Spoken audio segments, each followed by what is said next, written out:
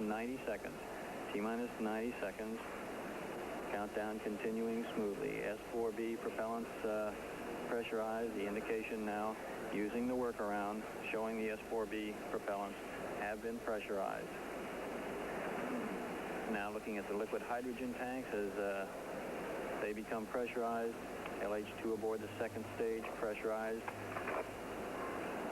All propellants now aboard the second stage pressurized as we approach the 1 minute mark in the countdown. Mark T-minus 1 minute and counting now in the final minute of the countdown.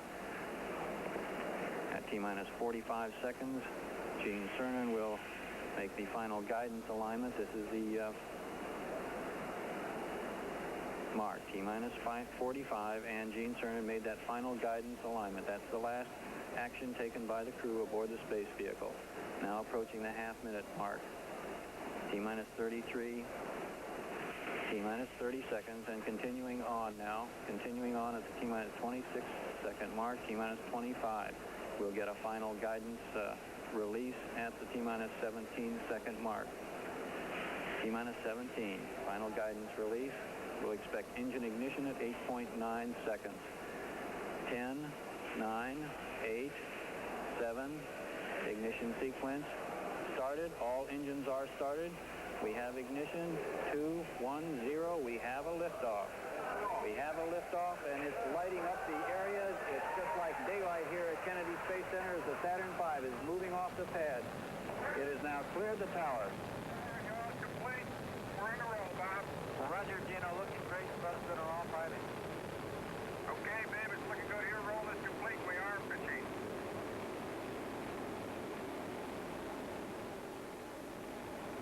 Mission Control, Gene Cernan reporting the launch vehicle maneuvering to the proper attitude. Everything looking good at this point. 17 is go. Roger, 17, you're go. First stage looks good. Altitude 1.1 miles.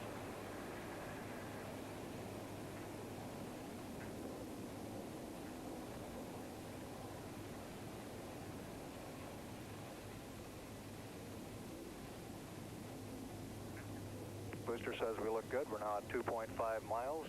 Mark, mode 1 Bravo. Roger, 1 Bravo. We're go at 1 minute. Roger, Gene, you're looking great. Right on the line. Everybody says looking great. Right on the line. We're now 1 mile downrange. Launch vehicle 4.2 miles high.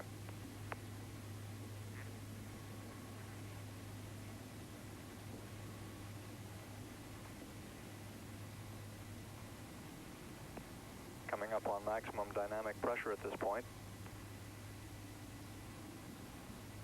4 miles downrange, 8 miles high, and the velocity approaching 3,000 feet per second. Looking great.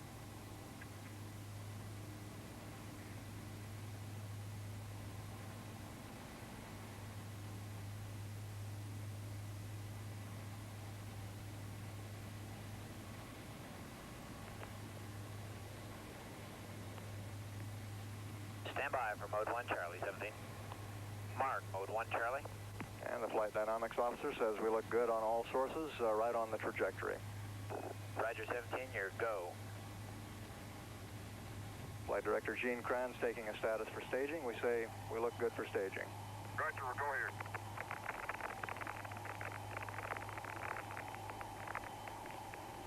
Inboard cutoff. Roger, inboard. Inboard engine shutting down on time as planned.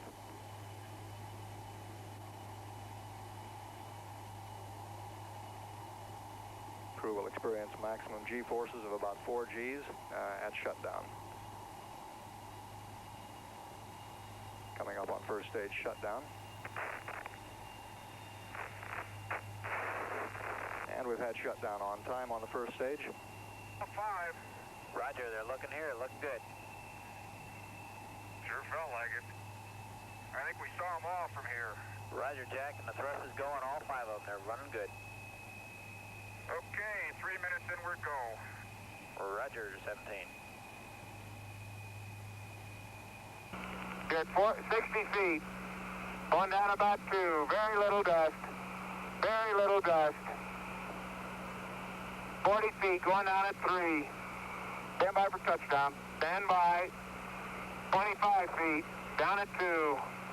Fuel's good. 20 feet. Going down at 2. 10 feet. 10 feet. Contact. Stop, push. Engine stop. Engine arm. Proceed. Command override off. Boat control ahead. Hold. Pings auto. Okay, Houston, the Challenger has landed. Roger, Challenger, that's super. Okay, Parker valves. Here's the temperature for you. 40 degrees.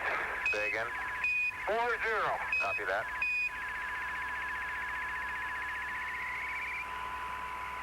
Both cover. Okay, number 1. Something over here.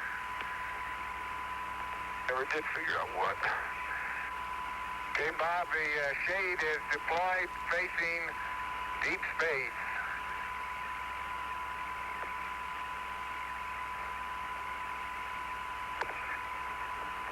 Oh, copy. Roger. Understand the cosmic ray.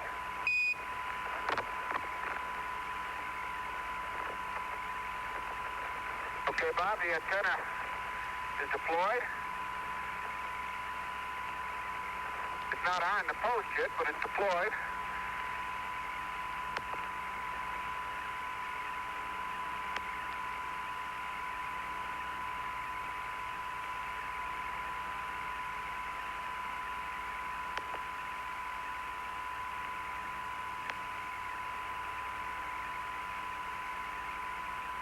Uh-oh, come on, don't get all caught on something. That's better. That's better. Okay, Bob, I think just about got the sun's side deployed just as perpendicular to the sun as I think anybody could do. Okay, copy that. Good enough. Parting, but I'll have to check it out.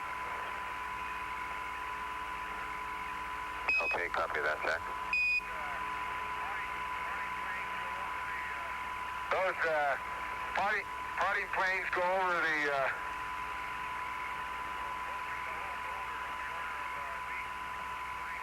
or go through the whole boulder on the order of at least 3 meters. See if you can see what kind of bite you can get.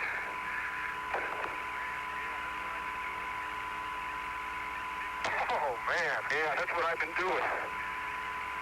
See if you can get a bigger.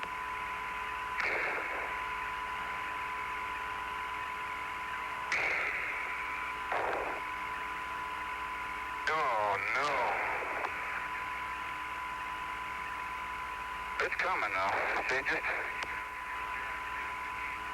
here. Let me get my foot down there. You get out. You get the jack. See, that's the key. I think I can. Okay, if I do it that way, get her way down there. Okay, now try it. If we get a couple inches at a throw, we're all right. There you go. Do that for a little bit. Okay, let me put my foot on it. Okay, ready? Yeah. It's got to loosen up sooner or later. Okay, that's another good one. When you get tired, I'll do that and you can do this. This way you can get a bigger throw. Okay. Let me know when and I'll do that. Oh, that's all right.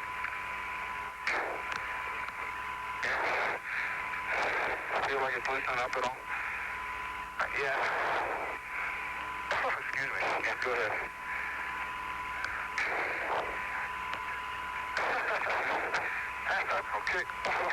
Okay. Stay there. Okay, back.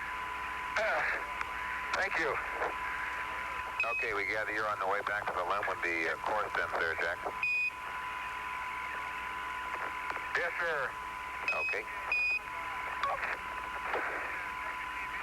Okay, Bob, I'm going to take the TV away from you and get these battery covers squared away before I put the tongs and the camera on. Okay, Dino, and you guys have the Nomon in the little quiver, right? Yes, sir. The temperature on the batteries are 96 and 110. Okay, thank you. Can I close the covers?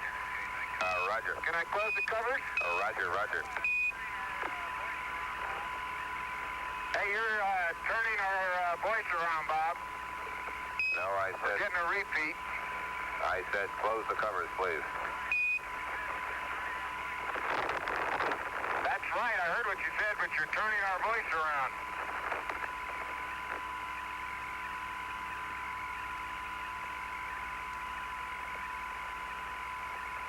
Jack Schmidt on his way back to the lunar module. Bop, bop, I was strolling on the moon one day in the merry, merry month of December. No, May's the month. May, that's right. May is the year of the month. When, much to my surprise, a pair of honey eyes. Sorry about that, guys, but today may be Okay, December. the battery covers.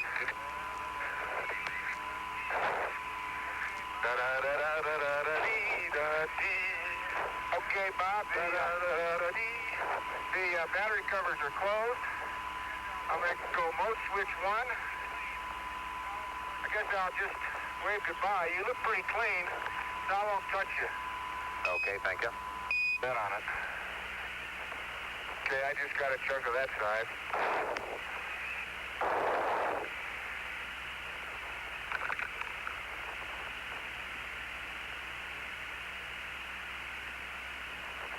Okay, I got both of these. See that rock right over there in a little mound? Just project you out of the edge of it. Where you looking? Right over there. Here? No. No, here? I'm pointing. There you go. You just about touched it. Right there, that piece. Okay, let me get these in a bag here.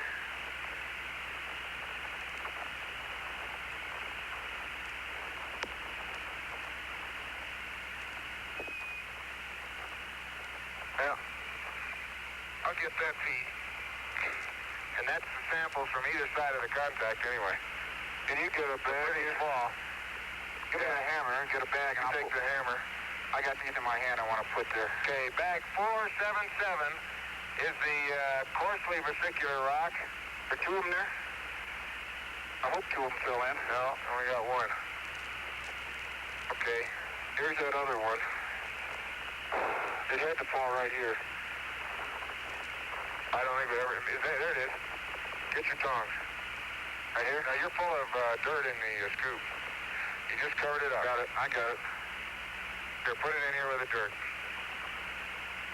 That's good. Little dirt never hurt anybody. Got it. Got it. Okay. Dean, you want this one? Yep. I want the full one. Yeah. Latched.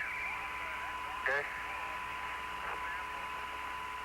That's almost full of samples, and I think that big rock would be, probably wouldn't fit in there. Okay, then we'll put that in the big bag.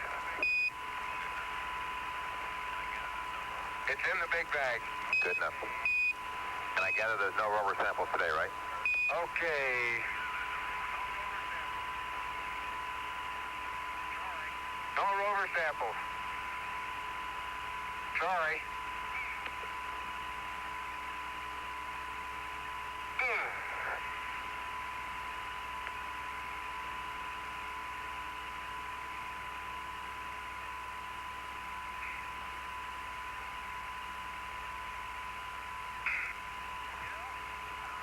That's a pretty good day's workout, you know? You know, I don't think we need an exercise period. We get back in there.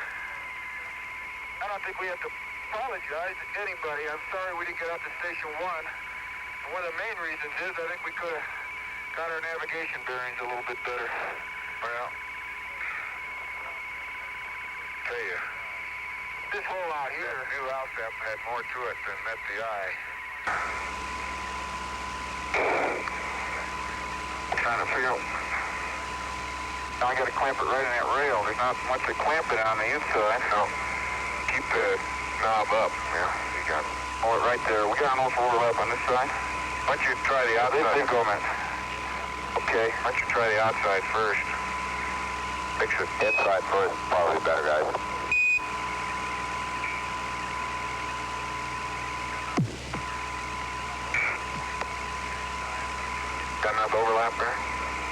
couple more. Okay. Now I am going to try this side because I can get my overlap over here.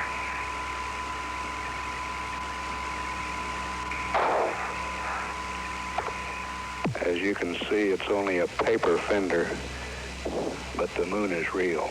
Hold it right there while I clamp it down.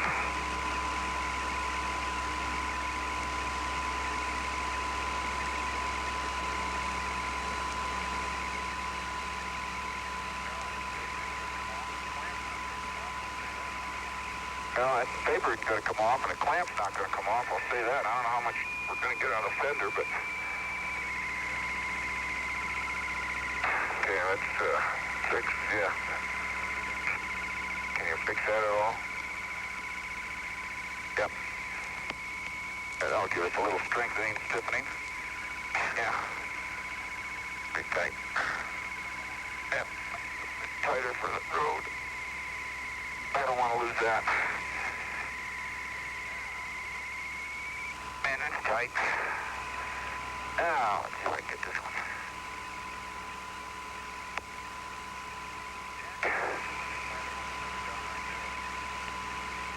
Jack, why don't you come on this side and hold the fender down right there?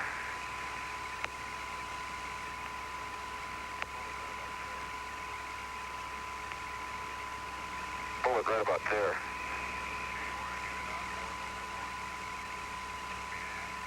Okay, you want to get it outboard a little bit more? Mean half? No, I want to keep it above this center, the hub here. Yeah, okay.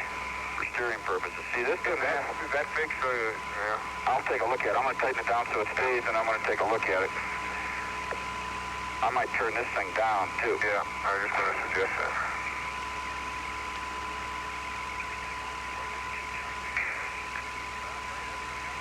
Let me take a look before I get it too tight. But I'll tell you, that's going to help some. Yeah. They do the trick. I can't see what's under this rail too well, but I know that clamp is on. It's on tight. Gene, it looks... Let me move this. Move your left hand a little. Okay, tighten that down. Get this out of the way. I mean the film change. Okay. Can I change your oil? Thank you, Dino. It looks much better.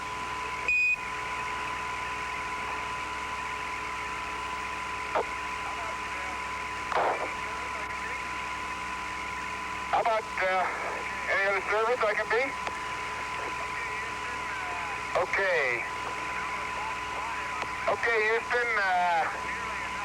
The number of blocks plotted on the map. That's the Earth in the picture. Getting by chance? Yeah, I got under an east-west overhang about 20 centimeters, way back. By the way, it goes even farther, but that's about as far as I can reach back to the sample. It's enough, Jack, for me. Okay, I copy that. That's in back 500. And 17, if you want to just take a minute, you might look up in the sky and notice that our camera is taking a beautiful picture of Mother Earth. Isn't that pretty over there? Can you see the Massif, too? We're coming down to look at the Massif. Got a beautiful picture of the Pacific there. Ed finally found it. Now we see the Massif.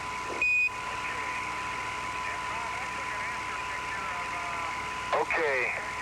And Bob, I took an after picture of where Jack just got that soil sample under the rock from, and I'm on 60. Copy. Now I want to try and take this piece off first.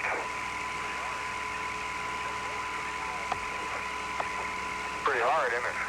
That boulder's going to roll. Man, that is hard. There's the same class over there.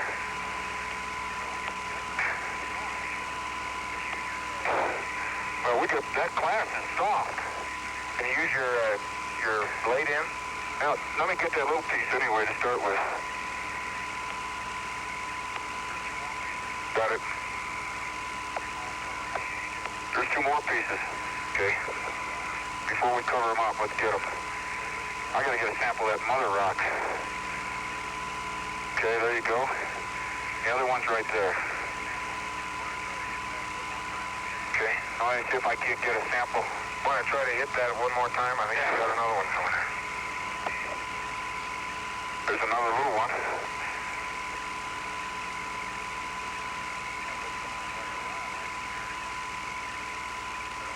That looks almost like a rhyolite from here.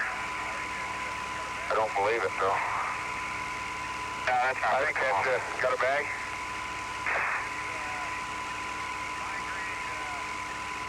Okay, this is a fine-grained but crystalline white glass in the gray breccia.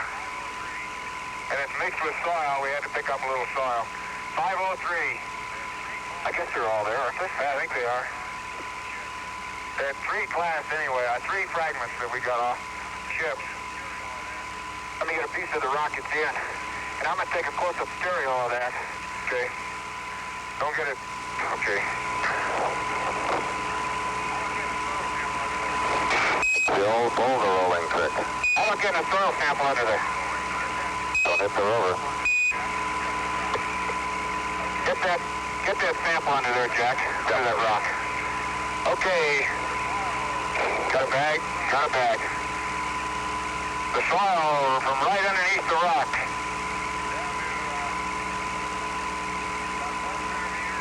Down to about 4 centimeters and 505.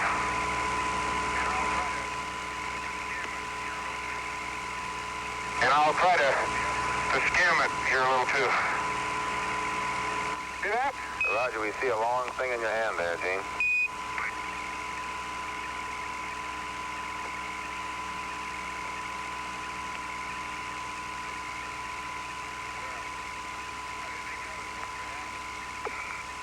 Well, I didn't think that was supposed to happen.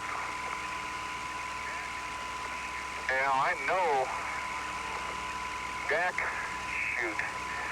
Thought I had him on the rover, but that core cap covers. I'll get him. No, you got some there in that little pocket. Yeah, but there's so many bags in here, I can't get in them. No, I mean the pocket on the rover, on the bag. Remember? No, they're not. I took them out and put them on you. Oh, okay. The rest of them are in this bag. I'll come and get them.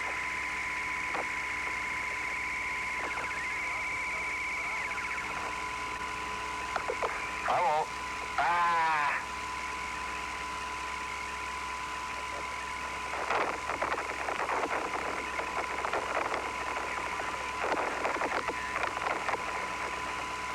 You don't mind a little dirt here and there, do you, Jay?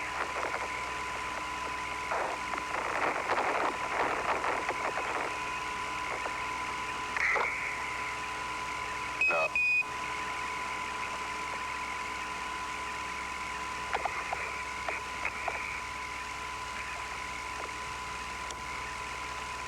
Jack Schmidt having a few problems.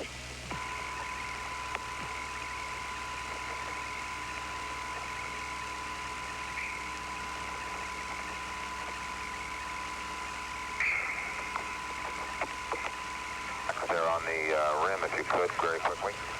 That'll be the next order of priority after that. We will. Yes, sir. And I'm not sure whether your pan will look down into the crater or not, Jack, but if it didn't, we'd like to get another one from there. Hey, there's the crater. It did. Yeah, look into it yourself, and then I'll also get you a stereo pan before we leave. I can do that. Roger. That's some crater. Got your hammer? Yeah, I've practiced too long on taking stereo pans with craters without getting one here. I got mine from just right down there. Okay. Now wait a minute. Are you ready? Okay, very slow. Even the core tube is red. Look at that. Even the core is red. The bottom one's black and orange, and the top one's gray and orange. Fact is, the bottom of the core is very black compared to anything we've seen. Hey, we must have gone through the red soil because it's filled, but it's filled with a black material. Let me see, Gene. Dark gray, almost a very, very fine grain. That might be a magnetite. Fantastic. Soil. I got it. Fantastic. Go ahead. Okay. But it's let me. God, it is black, isn't it? Yeah, I gotta get it so I can get the. Boy, it is black, and is it contrasted to that orange stuff? Very black. Well, not very black. It's a good dark gray. Very dark bluish gray. Yeah, contrast. Okay, turn that thing so I can push this cap a little bit. Just turn. Which way? Either way. Just turn the whole tube. Oh, okay. It's just easier to turn the tube in my hand. Some more. I don't want this cap to come off. Okay, I'm going to intermediate cooling. Okay. This should let you measure that. Well, we didn't get a pan at a ratio, but we got some rover shots of it. So you may be able to come quantify that a little bit. Okay. Okay, Houston, we sampled about 3 meters southwest of the Gnomon that was set up for the top of boulder soil sample. So it's a matched pair, really, in that regard. Don't forget your Gnomon.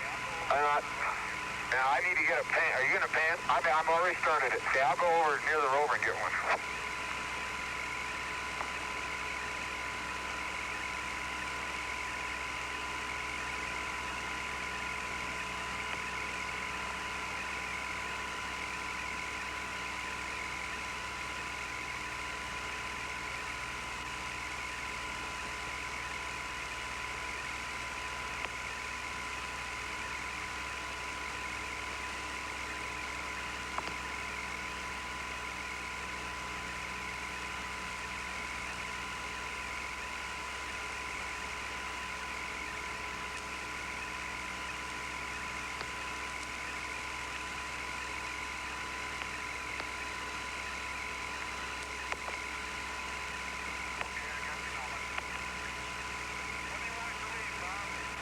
Okay, I got the Gnomon. When do you want us to leave, Bob?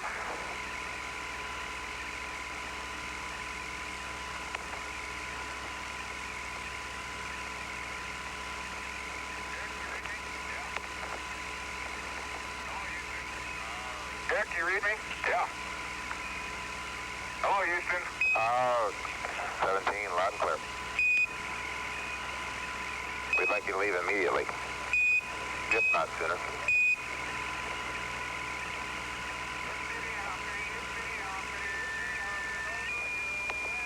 Hippity hoppity, hippity hoppity, hippity hopping over hill and dale. Da da da da da da da da da da da. Hippity hopping along.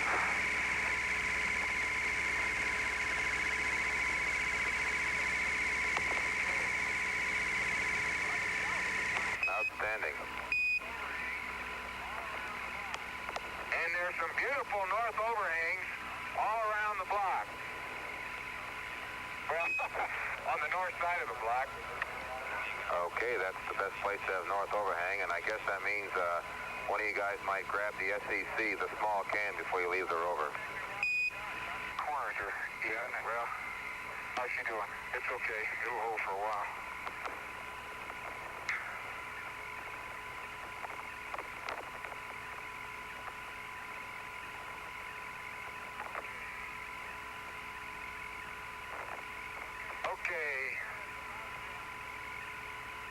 Okay, here's an FSR that's about, And Jack, you're on tag on one side of your bag is undone again. Oh, I'll get it for you. Here's a football-sized rock that was 50% buried. Can you grip it?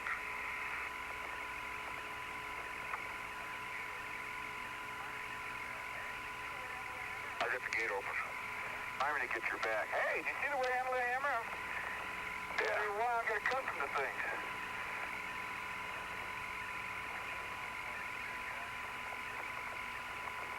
That gate's a little sluggish too, Jack.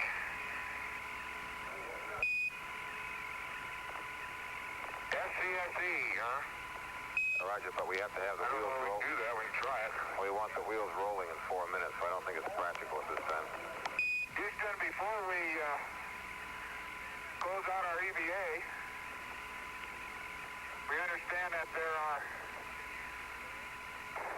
young people in Houston today who have been effectively touring our country, young people from countries all over the world, effectively touring our country, had the opportunity to watch the launch of Apollo 17, hopefully had an opportunity to meet some of our young people in our country, and we'd like to say, first of all, welcome, and we hope you enjoyed your stay. Second of all, I think probably one of the most significant things we can think about when we think about Apollo is that it has opened for us being the world, a challenge of the future. The door is now cracked, but the promise of that future lies in the young people, not just in America, but the young people all over the world, learning to live and learning to work together. In order to remind all the peoples of the world, in so many countries throughout the world, that this is what we all are striving for in the future, Jack has picked up a very significant rock, typical of what we have here in the valley of Torres Littrow. It's a rock composed of many fragments, of many sizes, and many shapes, probably from all parts of the moon, perhaps billions of years old. But a rock of all sizes and shapes, fragments of all sizes and shapes, and even colors that have grown together and become a cohesive rock, outlasting the nature of space, sort of living together in a very coherent, very peaceful manner. When we return this rock, or some of the others like it to Houston, we'd like to share a piece of this rock with so many of the countries throughout the world.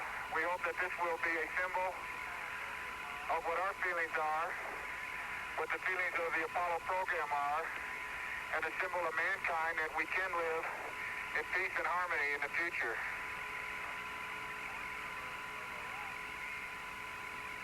A portion of a rock will be sent to a representative agency or museum in each of the countries represented by the young people in Houston today. And we hope that that rock and the students themselves will carry with them our good wishes, not only for the new year coming up, but also for themselves, their countries, and all mankind in the future. Put that in the big bag, Gino. In the big bag. Roger. We Jack salute Dean, you, promise of the future. we thank you for your sentiments and your interest.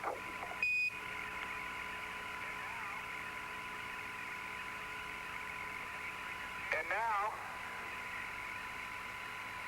let me bring this camera around.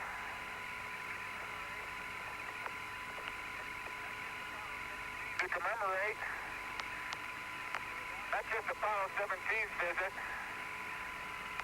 to the valley of Torres Littrow, but as an everlasting commemoration of what the real meaning of Apollo is to the world. We'd like to uncover a plaque that has been on the leg of our spacecraft that we have climbed down many times over the last 3 days. And I'll read what that plaque says to you. First of all, it has a picture of the world, two pictures, one of the North America and one of South America. The other covers the other half of the world, including Africa, Asia, Europe, Australia, covers the North Pole and the South Pole. In between these two hemispheres, we have a pictorial view of the moon, a pictorial view of where all the Apollo landings have been made, so that when this plaque is seen again by others who come, they will know where it all started. The words are, "Here man completed his first exploration of the moon, December 1972 AD. May the spirit of peace in which we came be reflected in the lives of all mankind. It's signed Eugene A. Cernan, Ronald E. Evans, Harrison H. Schmidt, and most prominently, Richard M. Nixon, President of the United States of America. This is our commemoration that will be here until someone like us, till some of you who are out there who are the promise of the future, come back to read it again and to further the expiration and the meaning of Apollo. Roger, Dean, we in Houston copy that and echo your sentiments. And Dr. Fletcher is here beside me. I'd like to say a word to the two of you. Dean and Jack, I've been in close touch with the White House, and the President has been following very closely your absolutely fascinating work up there. He'd like to wish you Godspeed as you return to Earth, and I'd like to personally second that. Congratulations. We'll see you in a few days. Over. Thank you, Dr. Fletcher. We appreciate your comments, and we certainly appreciate those of the President. And whether it be civilian or military, I think Jack and I would both like to give our salute to America. And Dr. Fletcher, if I may, I'd like to remind everybody, I'm sure something they're aware, but this valley of history has seen mankind complete its first evolutionary steps into the universe, leaving the planet Earth and going forward into the universe. I think no more significant contribution has Apollo made to history. It's not often that you can foretell history, but I think we can in this case. And I think everybody ought to feel very proud of that fact. Thank you very much.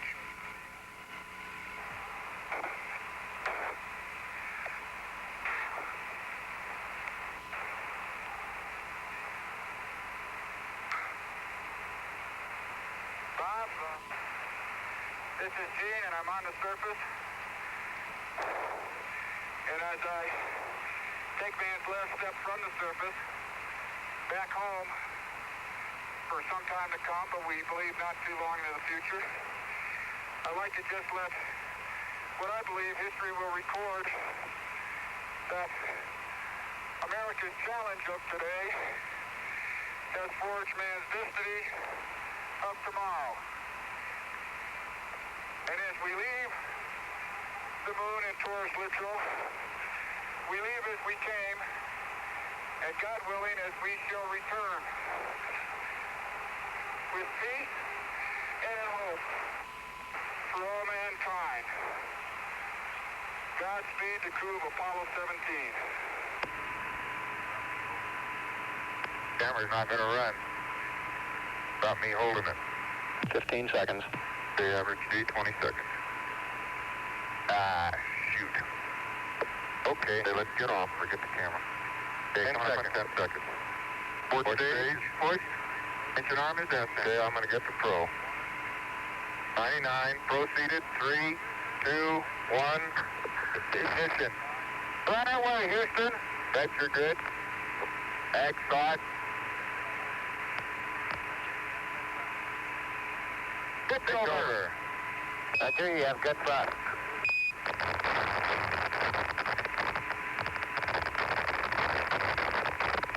Okay, 30 seconds. 308 your number. Take out through 1,500 feet, and 8 dot looks good. Roger, we've lost data right now, but we'll... 130 Houston, we're in the blind and we'll go. Roger, we'd like the Ags to auto. Okay, I got good luck. No. Trying to hold. Okay, Houston coming up on 2 minutes. Challenger, Houston, your go at 2 minutes. We'd like Ags smoke control auto. Over.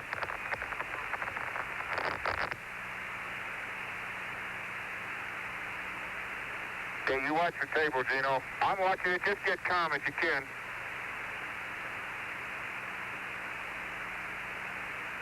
Challenger, Houston, how do you copy Houston? Okay, Houston, Challengers, go. Coming up on 2:30. We're through 19K. Roger, Challenger, we need a 623 plus 10,000 in the Ags, over.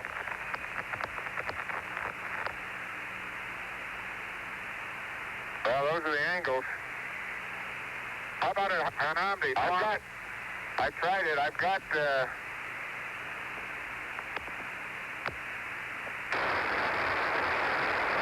Challenger, Houston, aft Omni, please. Would you relay America?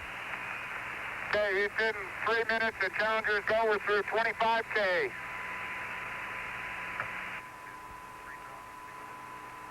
Okay, our next braking gate is at 3,000 feet. Ron, I got a plan for him. I can see the command in-service module now. Okay. We're 4,200 feet, 30 feet per second. And inertial line of sights are both 0. America and Challenger, this is Houston, and we've got a good picture of the Challenger coming up from the surface of the moon. Ron, I'm closing at 5 feet per second, 440 feet. Okay. Good to see you. Good to have you all back up here. It's been a good trip.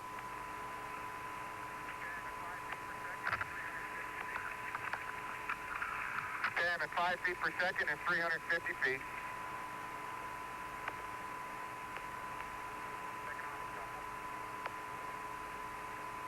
Challenger's coming in with the crew in the nearly heads down position as seen on the television monitor.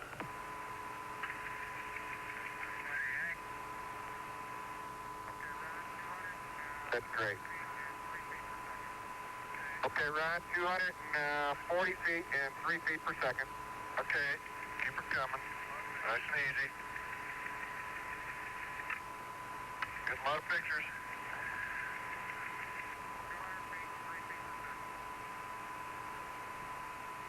.200 feet, 3 feet per second.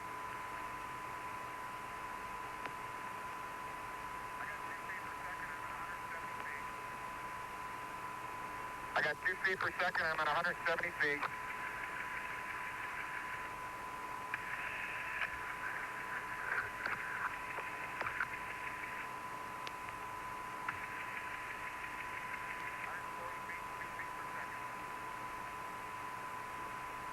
.40 feet, 2 feet per second.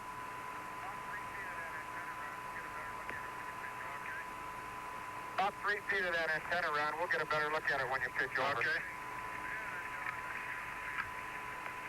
Everything else looks clean.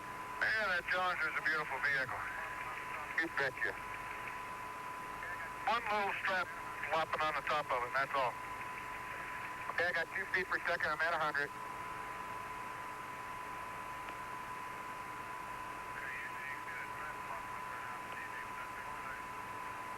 Yeah, usually you can see that strap flopping up there now on the TV, but that's the only thing. Roger, Ron, we haven't picked it out, but we do have a perfect picture.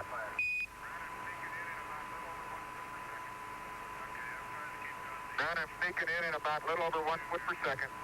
Okay, I'm trying to keep you on the tube here, so.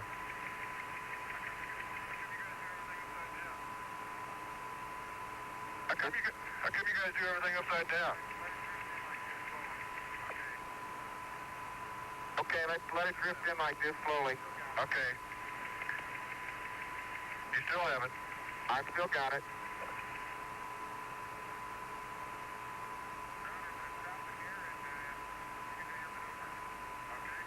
Ron, I'm going to stop it here and you can do your maneuver.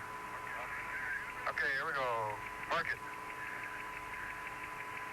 In a bit.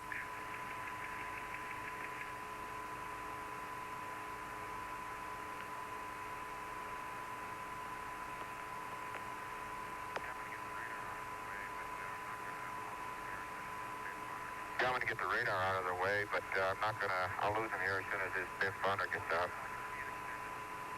I'm going to just station keep. Roger, your probe looks good. I can see it extended. Okay, great. The radar holds you, well, we don't hold you anymore.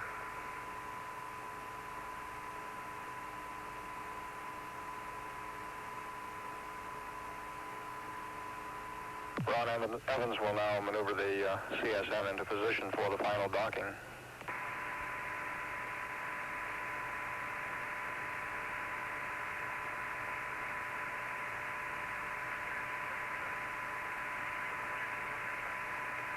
Okay, she's looking good. Let's go to free. We'll go to retract 1. Okay, park it. I'm free. Okay, retract. Here you come.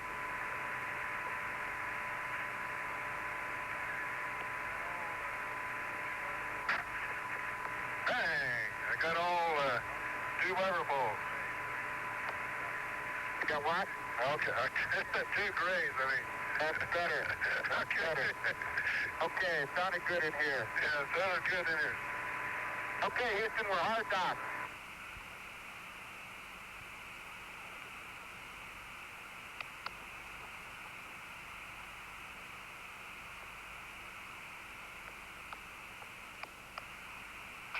This view from 400 miles up.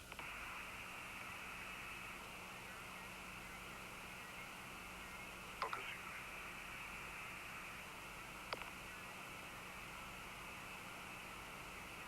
The crater Tsiolkovsky on the lunar far side, normally not visible from Earth, first seen by a Soviet Luna, an unmanned photographic mission. There you go.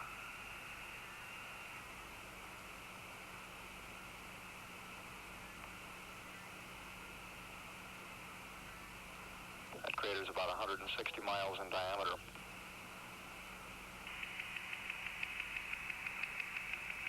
Gordy, the country Gene's pointing out is south of the orbit that we've been following for several days. Ron even more than Gene and I.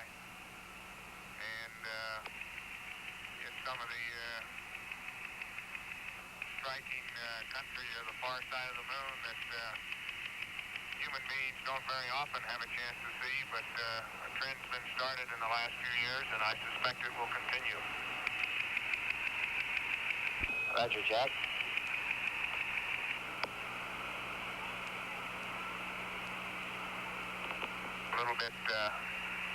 A little bit along the orbital track. I'll be panning the camera more or less westward. Tsiolkovsky starting, and Tsiolkovsky is itself in the crater Fermi. And moving on to the east, the next big pair of craters that we spent some time studying is Hebert, which is just south, is right there. And just a little bit northwest of there is Pasteur. Roger, Jack.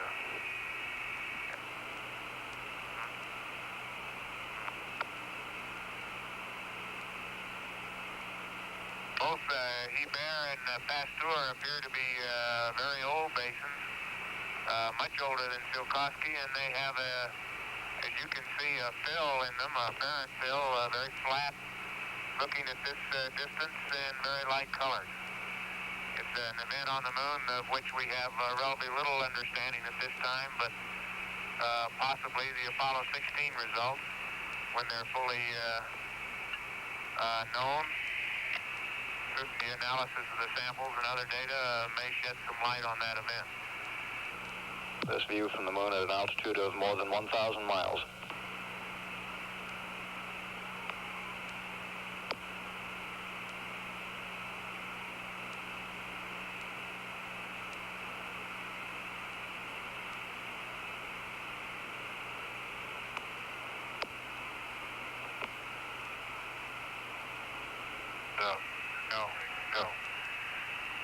No, you won't see Tycho for a little bit.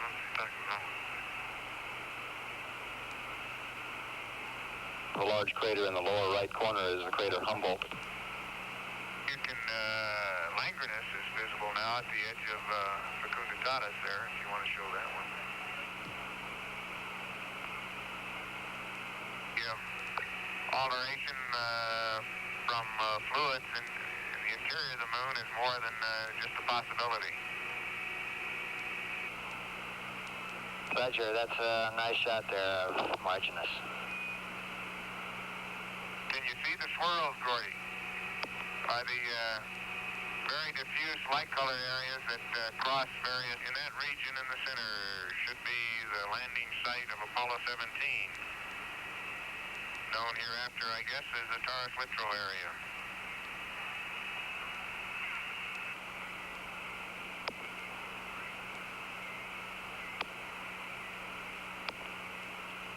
You're now 1,500 miles above the surface, and your climb rate was just computed at 295,000 feet per minute.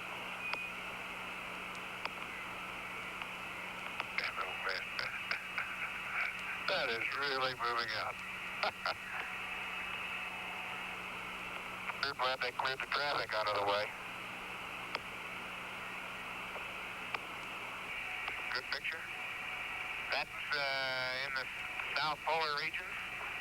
There's, I think you can probably see a long chain of craters, which so far unvisited by man. In fact, the whole region has, and that goes to the North Pole. Once again, I'll pick you up at Smithy.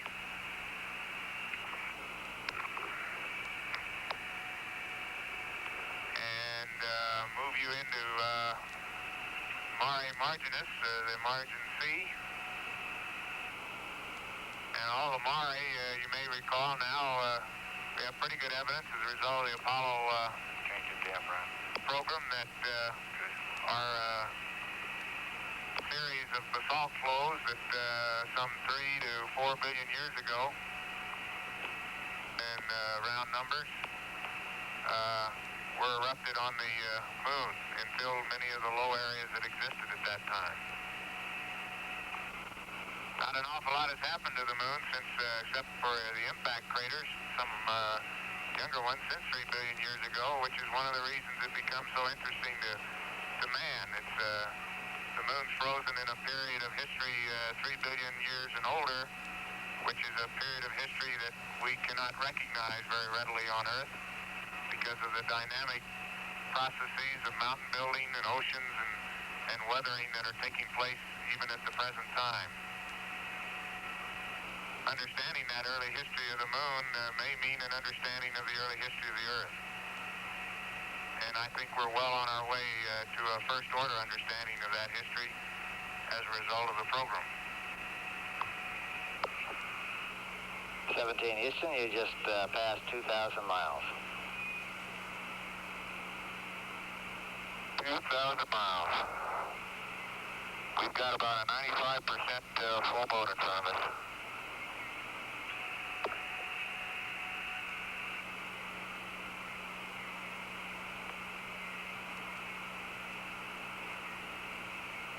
Not too far. Matter of fact, I think the Apollo 16 landing area would be just about on the horizon to the south of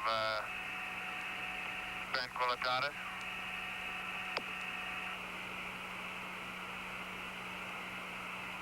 Okay, I think you can orient yourself with the big basins Jack's been talking about. There's Tritium. You can see the landing site up in the, what is to be the upper left-hand corner of the picture, but you can pick it out by now, I know. Get a better relationship. You're looking at Langrenus down there, that bright crater. You ought to be able to see Humboldt. Maybe Jack can give you the whole thing. Just a second. Can you give the whole thing? Yeah, use that minimum zoom. Yeah, that's perfect. You can see Tsiolkovsky now on the Terminator down there. I think Jack's just about got the moon centered perfect. You got Tsiolkovsky on one end, the big basins on the other end. How high are we, Gordy? Okay, you're 2,327 miles.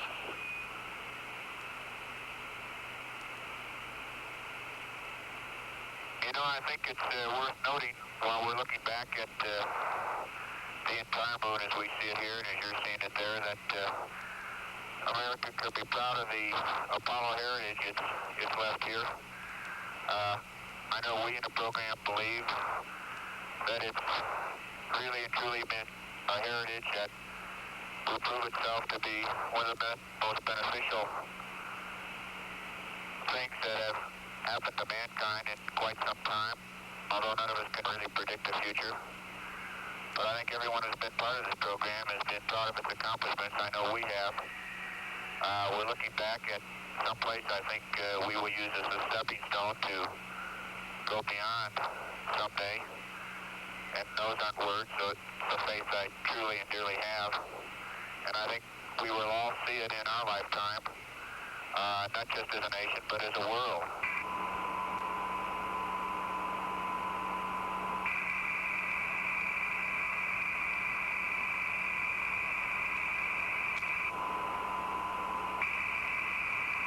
How's that? Okay. Forward. Go now. Am I clear? You're clear, babe. Go. Okay. Hot diggity dog. Okay, can you see him? He's out. Roger. Am I on the tube? That's affirmative. Okay. Outstanding quality picture, Ron.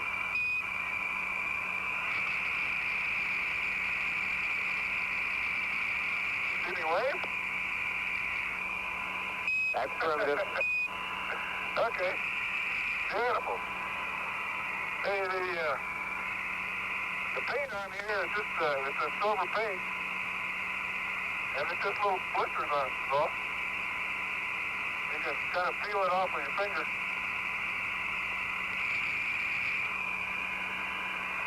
Yeah, roll it off the other way.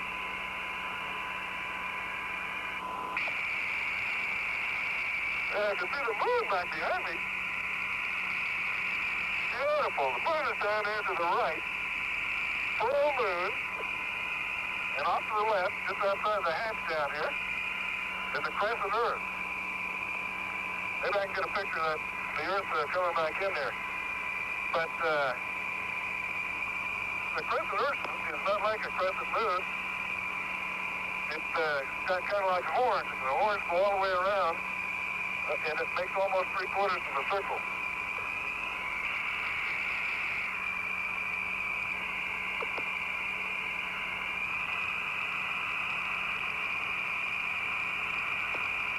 Well, the RTV is good out here. Looks brand new. Whatever they put on the end. Looks like the RTV stuff, huh? That's why they seal around all the doors on here. And it's back as clean as ever.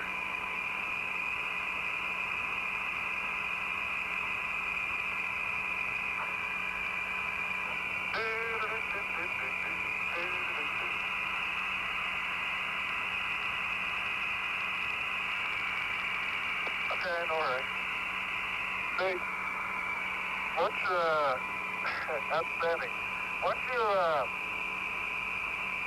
get stable in a position, see, I can pretty much hang on with one hand, and I can twist. See?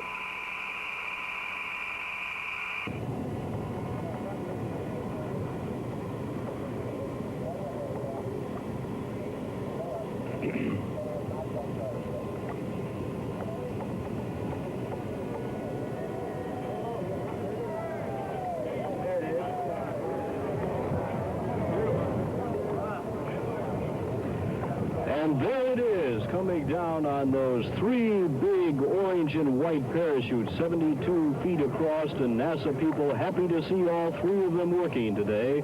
On Apollo 15, only two came out. They were just a little bit worried, but all worked out well then, and all appears to be working out very, very well right now.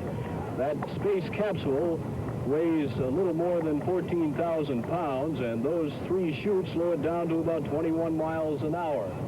And we can see it from the ship. It's going to be so close that Navigator George Bruce on the Ticonderoga was certainly correct. He says, we're not going to make any mistakes this time, I assure you.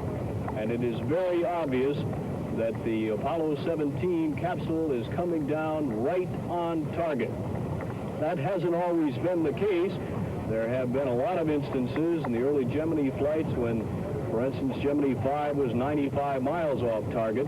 But ever since Apollo 7, they've been coming very, very close indeed, within about 3.2 miles, and the greater accuracy, the NASA people say, is because of improved computer guidance systems that have evolved in this program. For Eugene Cernan, this is re-entry number 3.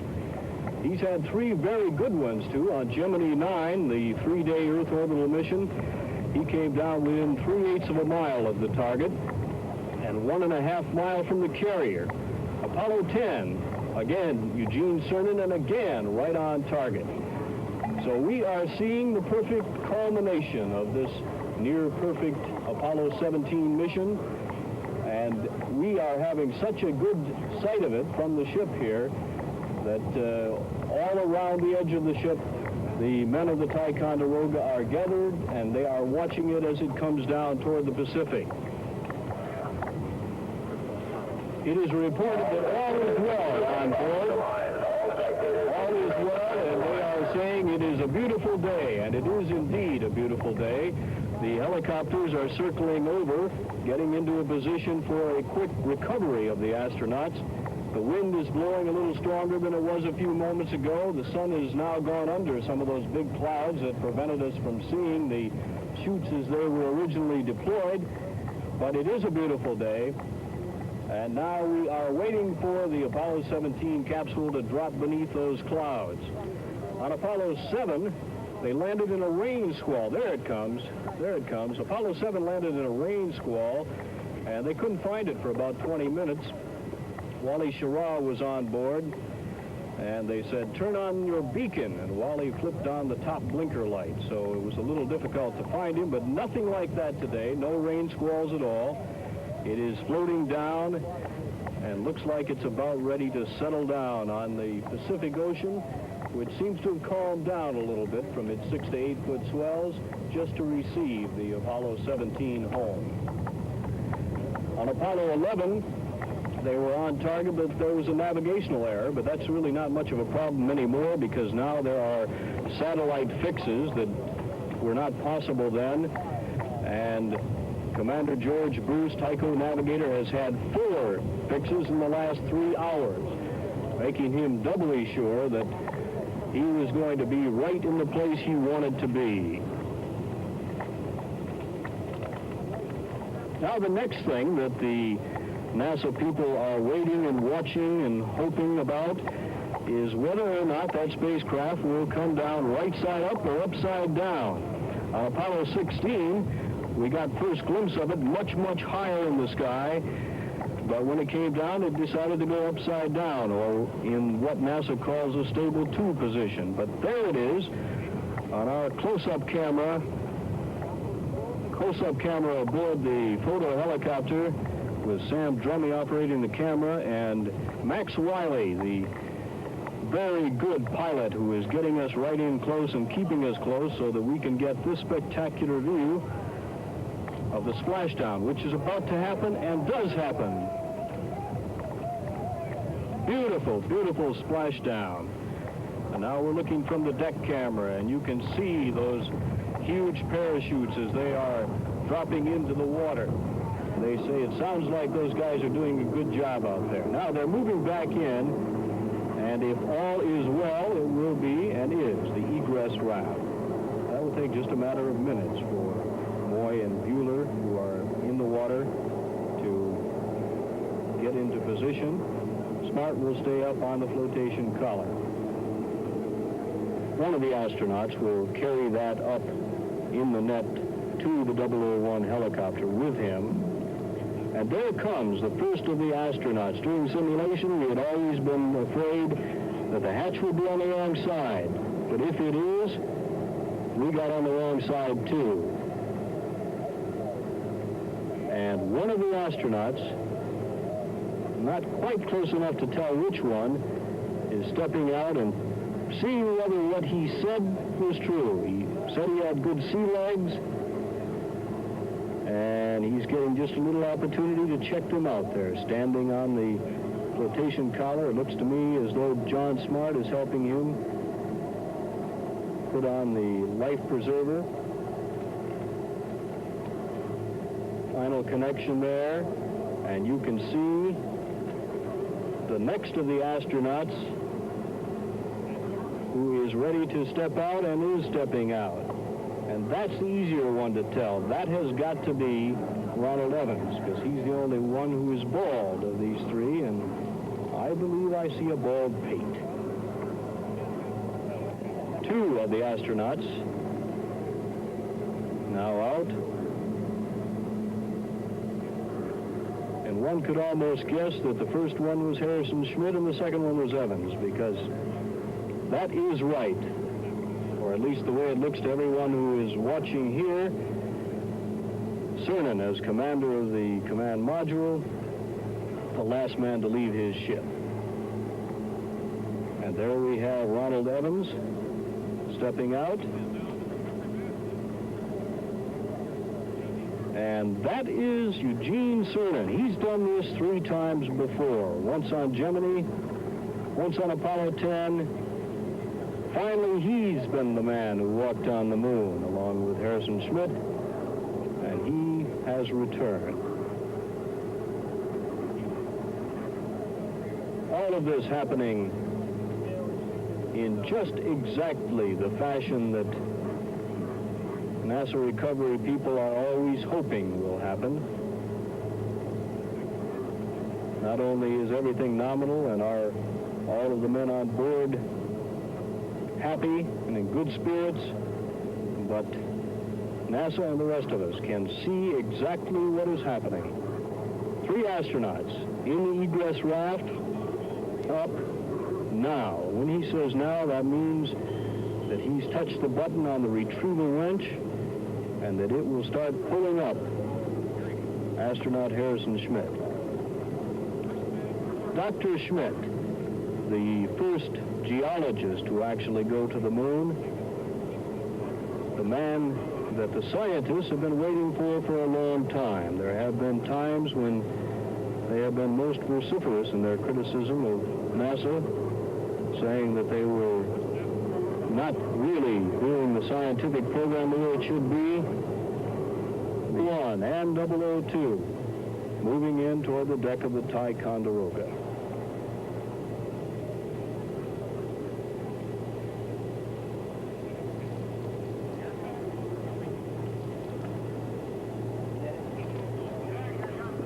Already the men are prepared to roll out that red carpet.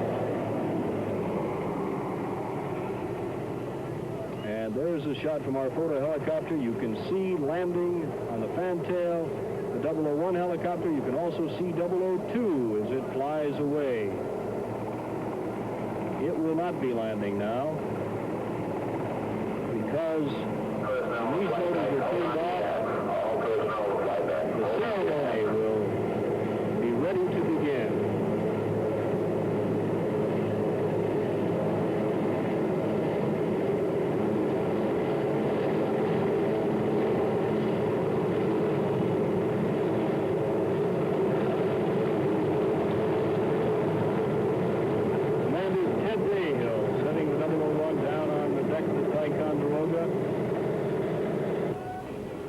Instructional sheet says, follow me. Stalking will lead the way over. The carpet is down. Stalking shakes a hand. Shakes all 3 hands, one at a time. And now they are out on the deck. Middle man is Evans, all right. And they are in proper array as the band strikes up.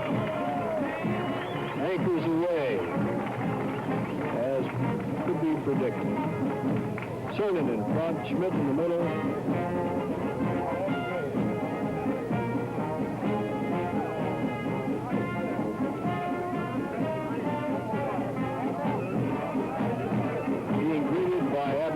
astronauts by Captain Norman Green and by Air Force General David